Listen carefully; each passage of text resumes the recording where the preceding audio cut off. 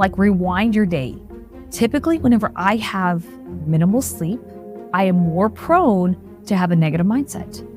And so there's key functions. Are you hydrating well? Because a lot of times when we have headaches, we're not hydrating well. It causes all these ripple effects. If you're not getting out in nature, if you're not playing, if you're not sleeping well, typically a lot of it can be stemmed back towards how are you taking care of yourself? How are you filling your cup? Are you surrounding yourself with the right people?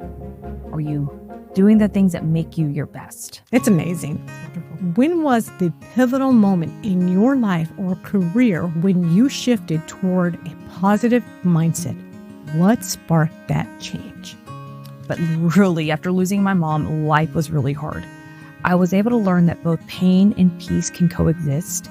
I was able to learn that resiliency is my value for life. I was able to reflect on so many things and overcoming adversity, but this time it was different. This time it was a matter of stepping up, stepping in, and stepping over into the next chapter. For our listeners who are women in midlife, looking to adopt a positive outlook, what are the best practices that you recommend starting with? This one's tough for midlife women. The words I'm going to say, hello and welcome to Create the Best Me.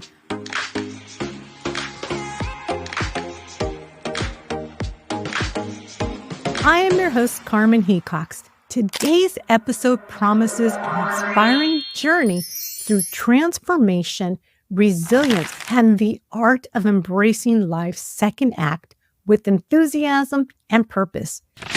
We're thrilled to have Susie Maldonado with us, a personal trainer, podcaster, and a beacon of positivity, whose life story and insights offer a roadmap to thriving in midlife and beyond. How did a woman who never played sports become a fitness sensation? What drove Susie to start a podcast that has become a lifeline for many? From overcoming personal loss to finding strength in adversity, Susie's story is a testament to the power of a positive mindset and the beauty of life's unexpected turns. In this episode, Susie will share the pivotal moments of her journey, her secret to maintaining a positive outlook, and actionable advice for anyone looking to transform their life. Let's welcome Susie Maldonado. Susie Maldonado, welcome to Create the Best Me. I am honored to have you on.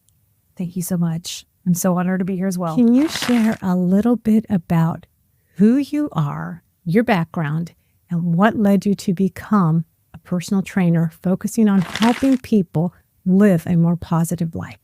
Absolutely. I'd be honored to. So I was a girl who never played sports in high school.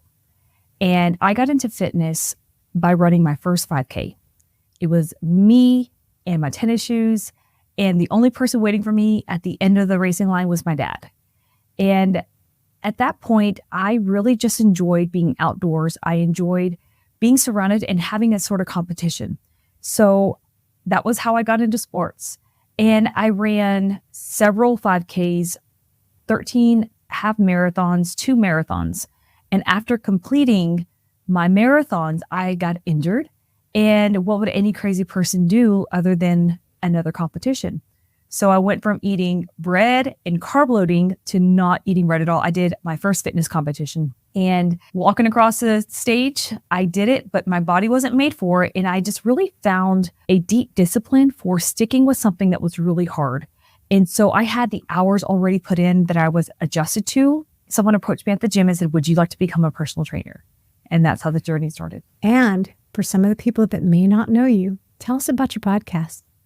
Thank you so much. Yeah, I started my podcast December 17th of 2023, and it was a leap of faith. It was something very scary, very liberating. After going through losing my mom to cancer for 4 times, it was a matter of I've always had such a deep passion for self-development, learning, growing. I've gone through a lot of adversities in my life. And through 10 years of development, a lot of my friends always told me that I had a lot of great nuggets to share, and people needed to hear it. And I always thought no one wants to hear the things I have to offer. But then the Lord kept picking at me and kept saying, there's an assignment for you. And people spoke over me and I took the leap of faith. I did a little knuckle grease and figured out how to start a podcast and started it back at the tail end of 2023. And it's called Believe with Susie. And it's been incredible. And tell us some of the stuff that I found out yesterday, because I think people need to know this about you. You started December 17th last year. Yes. Decided to make the decision, I want to start a podcast. And when did that podcast air? December 17th.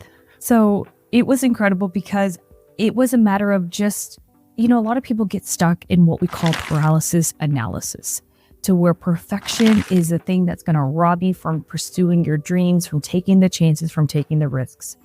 And so I had to make a deal with myself that if I were going to step into this journey, there's no turning back. And that's just kind of how I do life now. I'm a no quitter person.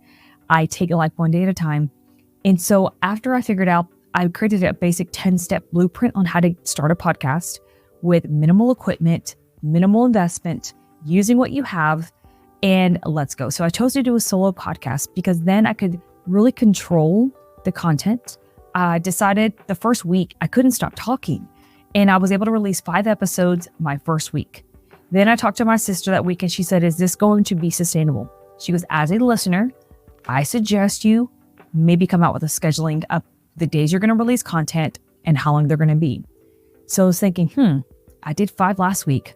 I guess I'll continue on with 5. And then I also decided, because I'm a person with ADHD, I lose my attention span very quickly. And I figured no longer than 15 minutes. I could get some quick hitters in, some power punch nuggets in, 5 to 15 minutes. And so I have been releasing an average of 5 per week. That is crazy because I release 1 a week. And I'm going to tell you, Susie, my hat's off to you because it is a lot of work. It is. And I'll tell you what, there's some mornings that, I'm a podcast junkie myself. I have my favorites. And randomly mine will pop on my radio and I'm like, holy crap, I needed a lesson today. And it was like a replay because all I'm doing is feeding the information, the stuff that I feel that I needed at some point before. And the hope is that I can be a light in a dark world because God uses broken people to help reach others. And that was actually the name of my first podcast, was I Am Not Broken. And it was just a revelation of hearing an author on an Ed Mylett podcast. He was also on Mel Robbins. His name is Jim Quick. And he was a boy with a broken brain. And his book was called Limitless. And when he spoke, I've never felt so connected in my entire world. It's like everything collided together. And I called my sister. She's a neurological scientist. And yes, I'm a trainer. I'm a health coach. I'm a podcaster. My sister's got the brains. I have the street smarts. And I couldn't shut up. And I was like, my life makes sense. I don't feel broken. Meaning a lot of times I would have to over apologize when I spoke to people because I would speak in a way that seemed to be too much or out there or not the normal. And when I finally realized that once you learn how you learn, there are people who need to hear it. And my aha moments were providing breakthroughs for all my friends left and right. So instead of me thinking that I didn't have anything to offer, I realized I have a lot to offer. And that was the name of my first podcast, was I'm Not Broken. And it was where I was able to take my limiting thoughts into liberating truths. Because everything that you place after the words I am are a label, and you can choose to keep them or fight for them. So I will say I love your podcast. I absolutely love it because I feel like they're small, bite-sized, positive messages. And because you're putting out so much stuff out there, I can pick and choose which one resonates with me today. What do I need right now? It's amazing. That's wonderful. When was the pivotal moment in your life or career when you shifted toward a positive mindset? What sparked that change? Well, I'd have to say I've always had a positive mindset, but the flip to optimist is really the pivotal moment. Being positive, people can take that connotation like, oh, she's so positive. She's a trainer. She's got to be that way. No. The optimism occurred after my mom passed away and after I started stepping into the truth that life is hard. And I know it and I say it, but really after losing my mom, life was really hard. I was able to learn that both pain and peace can coexist. I was able to learn that resiliency is my value for life. I was able to reflect on so many things of how I've been able to overcome adversity and overcoming adversity. But this time it was different. This time it was a matter of stepping up, stepping in, and stepping over into the next chapter. And so anything that you do in life is going to be hard. It's part of the process. It's part of the growth. And really was whenever I understood that the two things I could control in my life are attitude and effort. Every single day we have a choice. You can choose how you control your attitude and your effort. And I choose to look at both sides. And I think, well, what's the alternative? So I think that would really just be the pivotal moments of just understanding that like we only have one life to live. And I'm going to quit playing small. Is every day easy? Absolutely not. Do I struggle all the time? Am I human? Yes.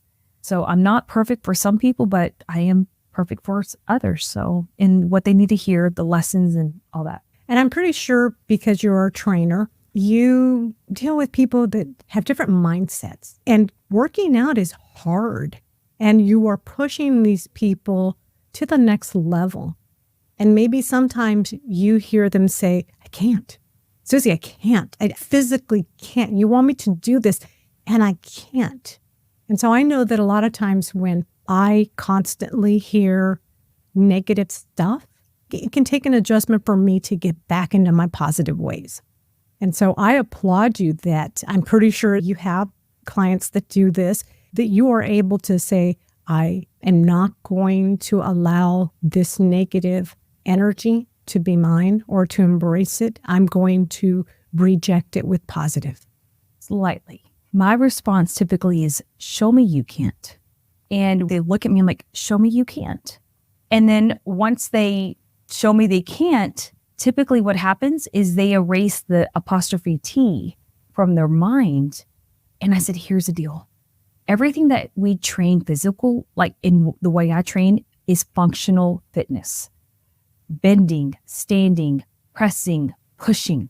Physically, I've been able to train people vertically. They can't get down on the ground because of hands, knees, issues.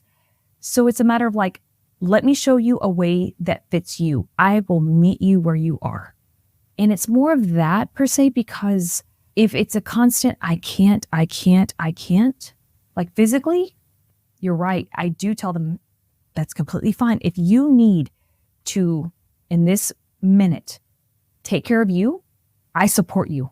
I always support them and meet them where they are. And that's how people learn to trust me as a trainer. Because you embrace them.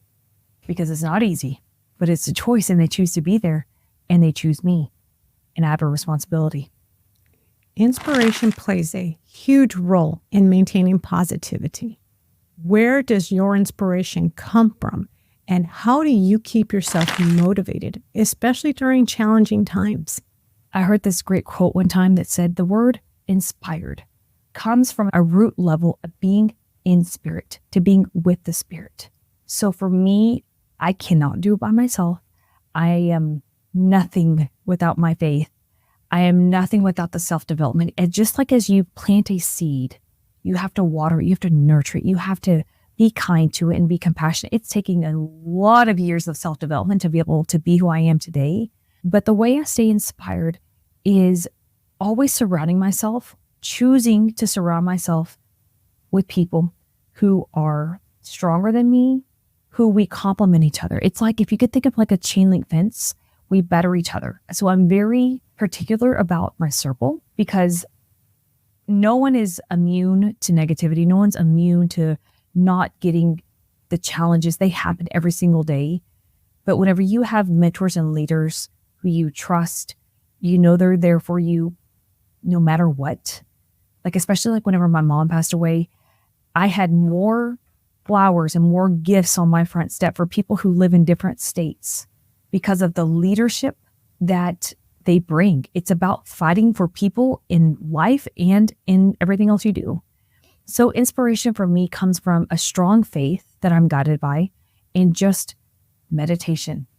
I've got to walk, got to get outside. It's nature. It's pouring into my cup so that I can pour into others. And you journal a lot too, don't you? An insane Tell amount. us a little bit about your journaling. So I would say vulnerably and authentically, it's a way of coping with mental mindset and battling anxiety and not allowing the negativity to seep in. Because whenever I can control my hand, which in essence, it redirects the focus of my brain. Because if I'm sitting constantly battling thoughts from the past, the future, anxiety, fear, all these things, I can focus on my breath work. I can focus on my breathing, controlling what I can control, and that's me. And so it has been a monumental tool of growth. And my acronym for GROW is God rewards our work.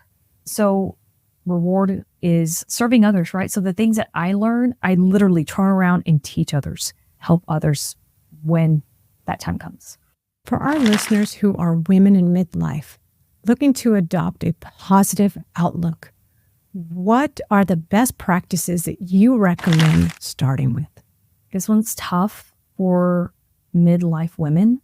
The words I'm going to say may sound easy, but they're not. You have to understand that hard choices make an easy life and easy choices make a hard life. I would say monitor the language that you speak to yourself. So if you are a midlife mom, say you have kids, you don't have kids, no matter what is happening, you are you.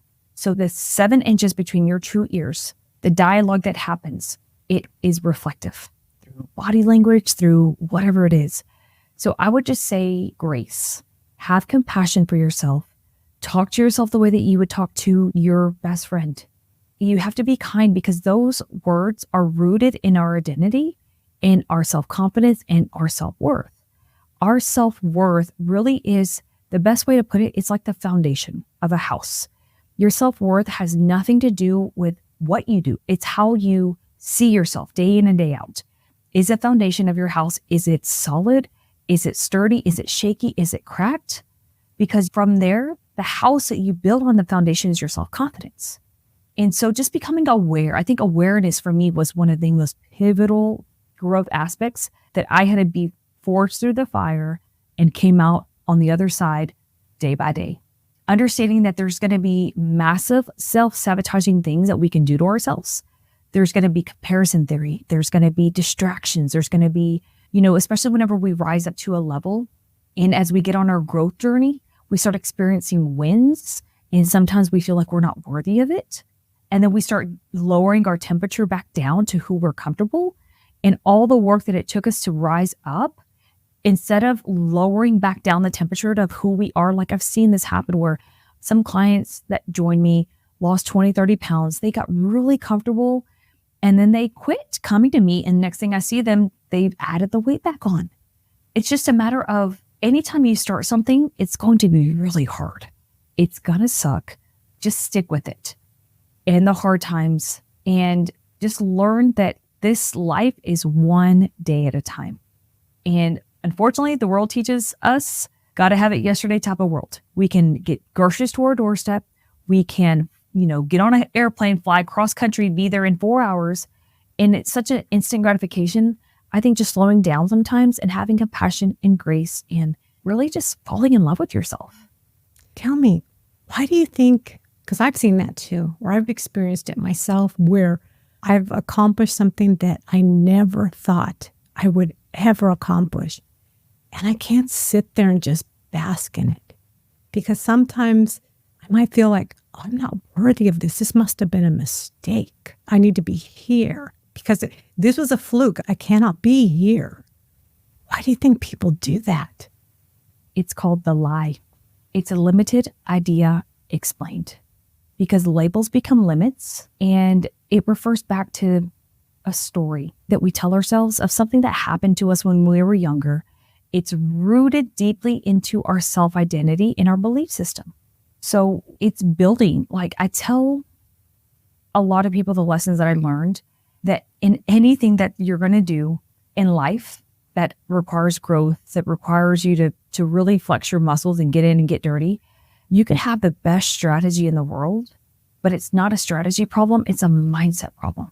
And that is why I named my podcast Believe with Susie, because for the first time at the age of 39, I finally believed in myself because I understood I wasn't broken. I understood that my past traumas that correlated my current triggers didn't define me.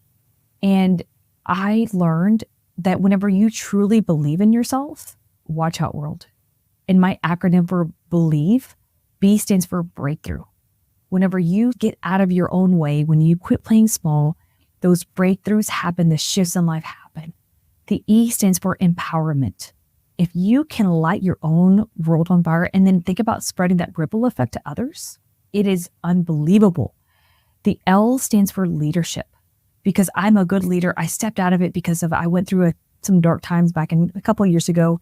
So I had to re-pour into my cup. And leadership means whenever you're a leader, you have a position where people behind you can't see. And so you have a vision to see further into others. And every person has dreams. Every person just wants to be seen. They want to be understood. Because people remember how you made them feel, not what you said. And so being a leadership was a responsibility. It's an honor. And it takes a lot to step up into that. I is for inspiration. Because if you can inspire the fire in somebody's world, if you can just see them crack that code in their eyes where it starts sparkling and they're like, oh, dang, that's incredible. E, I want to be able to equip people with the tools. Because if you can equip people with the tools, I believe in the law of reciprocity. I give, serve abundantly and blissfully without anything attached to it. Again, I just hope that maybe one day somebody can value and the law of reciprocity will, it'll just create a generational impact. It'll break molds, right? V is for victory. I want you to celebrate every victory, every step you took. You woke up 30 minutes early. That is how, if you continue to fight for your victories, that is how you keep yourself inspired. And then the last E is to enlighten the world. Because if you can enlighten someone, what happens is that you brighten them, right? Because that light bulb turns on. And when they become brightened, they get less brightened. And they quit tackling the fear because fear is false evidence appearing real. And I teach people that failing is part of the process. And my acronym for failed is a faithful attempt in learning every day. And when you put it in that realm, you're faithfully stepping up and attempting. It makes sense to where you are going to be like, okay, it's supposed to stuck. I'm going to fall. I'm going to mess up, but it's part of growing. And that's how you get it. Why do you believe adopting a positive mindset is particularly important for women in midlife? And how does that impact their personal and professional lives? I think that what happens whenever you adopt a positive mindset is that you see things differently. Instead of, this is so literal, but if you can imagine a person who is with self-doubt, when they walk, they're hunched over, their eyes are towards the ground. They're looking at the puddle versus the ocean, or looking up. It's a telescopic view. You can see water. You're more prone to see opportunities that are right in front of you, which could build more relationships. And relationships are number one key. They're everything. That's how we met, is by taking a chance and being open to learning. But ultimately, it impacts everything from your relationships to your well-being, to your posture in life. And it's how you fight for yourself. Yeah. Overcoming self-doubt and imposter syndrome is the common theme for women in midlife. What advice would you have for women facing these challenges? Well, the secret's out. Everybody deals with it. I read a statistic that like 84% of women who are CEOs deal with imposter syndrome every single day. To me, imposter syndrome is, like you said, like, this is a fluke. I'm not supposed to be here. You lower the temperature back down. And self-doubt, I think self-doubt is one of those things that we're going to constantly battle. But if you can just become aware of the feeling, the circumstance, like the feeling typically equals the result. And so whenever you're feeling the feeling is what I call it, getting really in tune with your body, of understanding that your body has responses. Whenever I start feeling sad about my mom, I feel a lump in my throat. And then it's about a 20 to 30 second reaction between the lump in the throat to the trigger of the brain. And then next, the cries happens. Or if I feel exposed, I like to say that people who feel exposed or feel made out, that would be imposter syndrome. You feel that gut in your stomach, like somebody punched you. And then you start like your body responds. But understanding that there's a specific time, can't recall exactly what it was, maybe 20 to 30 seconds, to where you feel that emotion and it sends a signal to your brain. But if you can catch yourself within that little time frame and sit down, here's the lesson that I learned from Mel Robbins. Sit down, be where your feet are, close your eyes and count to 30. Or if there's someone near you, hug them fast. And you're going to let this pass, right? And the other key, maybe not so obvious answer would be like rewind your day. Typically, whenever I have minimal sleep, I am more prone to have a negative mindset. And so there's key functions. Are you hydrating well? Because a lot of times if we have headaches, we're not hydrating well, it causes all these ripple effects. If you're not getting out in nature, if you're not playing, if you're not sleeping well, typically a lot of it can be stemmed back towards how are you taking care of yourself? How are you filling your cup? Are you surrounding yourself with the right people?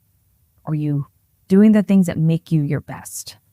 Great advice. Could you share a success story from your training or your podcast that highlights the transformation someone achieved through adopting a positive mindset and overcoming limiting beliefs?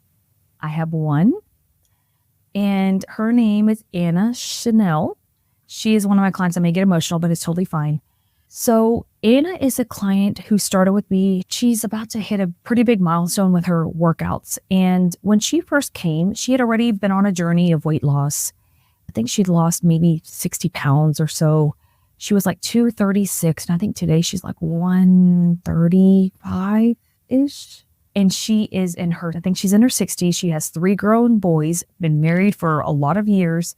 But what was crazy is that when she first met me, she liked me, but she's someone who I battled with as far as coming in with the right mindset, not being negative. And I remember one day she came and she tried bowing up to me. And I'm like, girlfriend, this is my arena. You go in. And I was like, you can either leave or go in that corner before you come back, because this energy you're bringing in, not okay. Long story short, her and I were able to really have some conversations of things that our childhood, we had a lot of things in common with our childhood, things that were said to us, things that we believed that we were worth or not worth. And we really had a breakthrough. And in February of 2021, I believe, we had this massive ice storm in Texas where the entire state shut down. I woke up, I was 41 degrees in my house. I had moved. Okay. The thing is, I had moved a year prior to that. I left everything behind. I left behind 200 clients.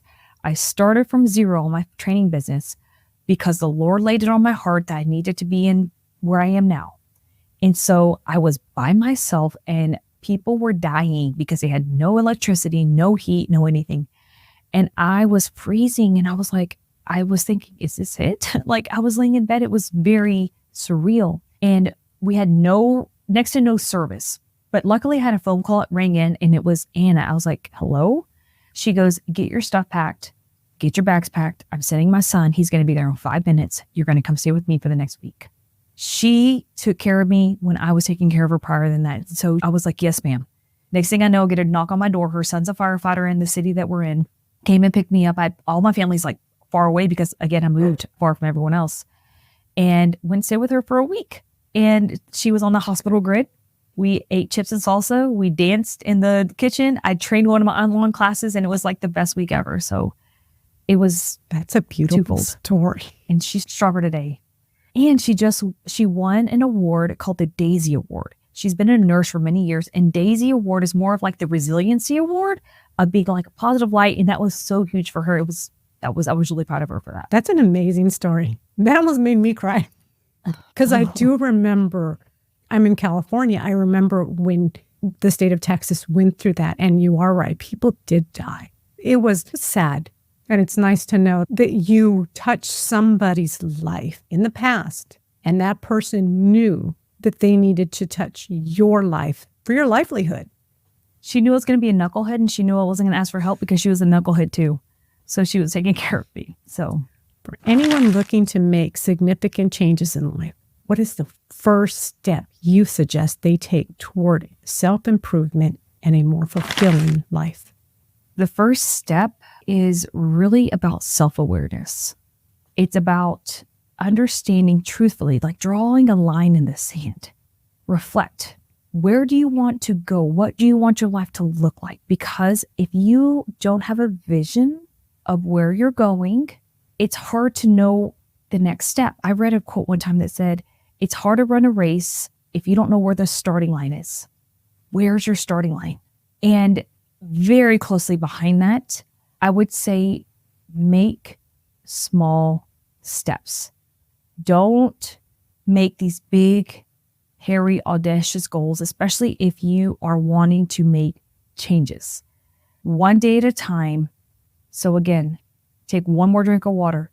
Go outside for 5 more minutes. It doesn't take much. You don't have to work out for an hour. You don't have to do high intensity workout. And I think the more rapid overnight 360 changes people make, the less likely they are to stick with it. But if you can say, okay, here's where I am. What do I want to do? What is the first step I can take?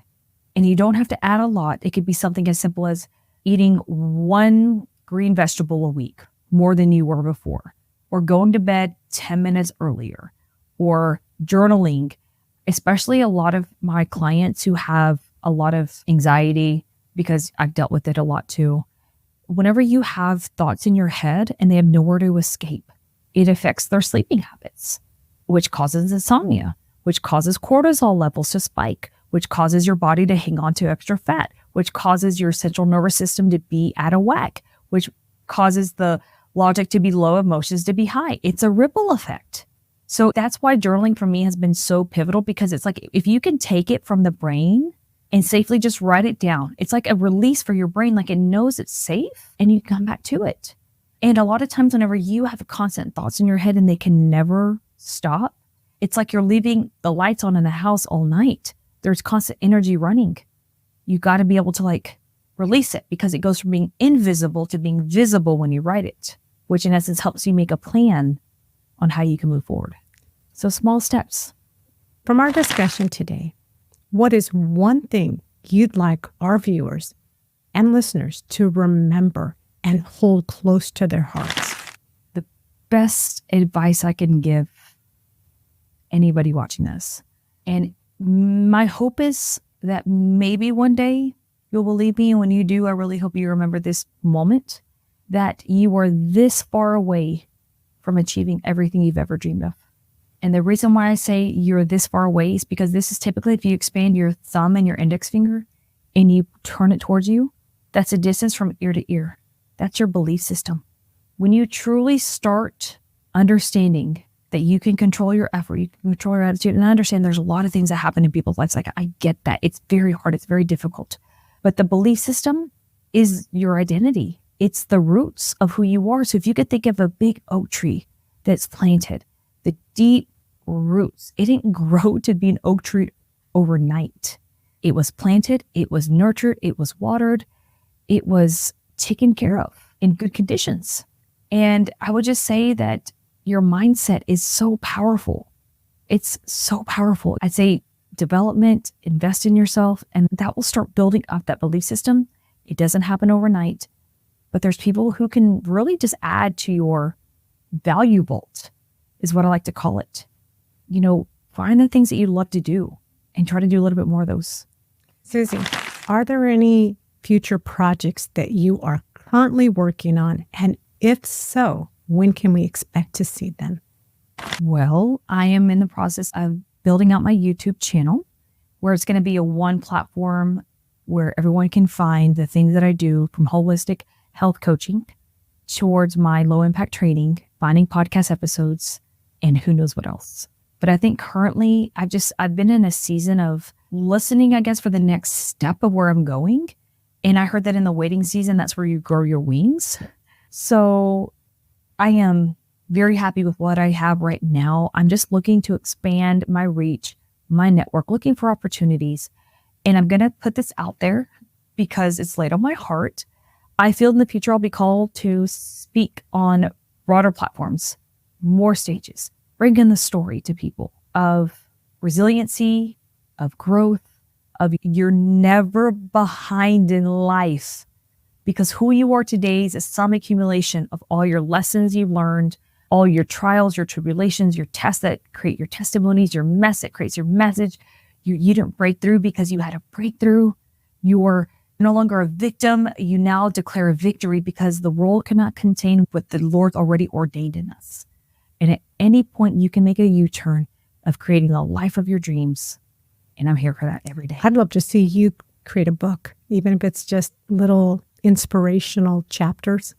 I've been told that before, so you're not the first person to say that. Susie, where can people learn more about you or begin to work with you?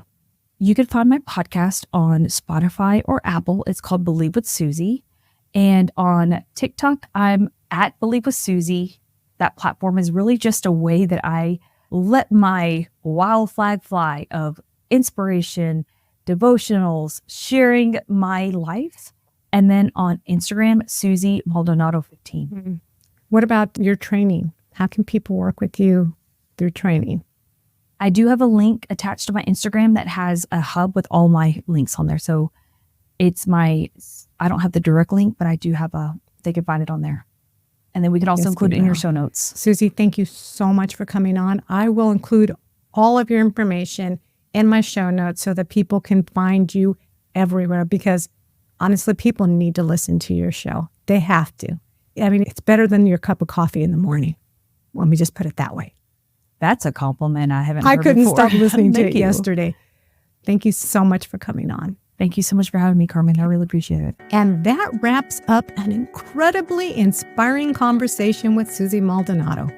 If you're looking for more insights, tips, or want to connect with Susie, head on over to createthebestme.com/EP064, where you'll find all the links and additional information from today's episode.